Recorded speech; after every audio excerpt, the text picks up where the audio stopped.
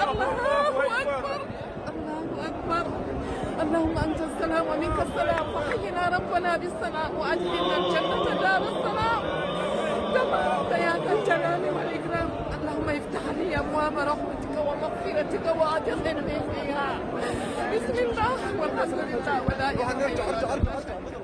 له الملك وله الحمد وله. السلام علیکم ورحمۃ اللہ وبرکاتہ۔ محترم ناظرین، آپ دیکھ سکتے ہیں کہ یہ ویڈیو کل سے کافی گشت کر رہی ہے سوشل میڈیا پر، جس میں دکھایا گیا ہے کہ آسمان پر ایک روشنی نمودار ہوئی ہے اور کسی نے لکھا ہے کہ یہ اللہ سے توبہ کرنے کا وقت ہے۔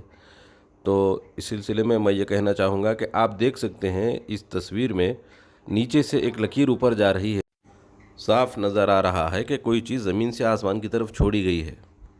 اور جہاں تک توبہ کا وقت ہے، کوئی خاص متعین نہیں ہے، انسان کو جب بھی موقع ملے اسے فوراً توبہ کرنی چاہیے۔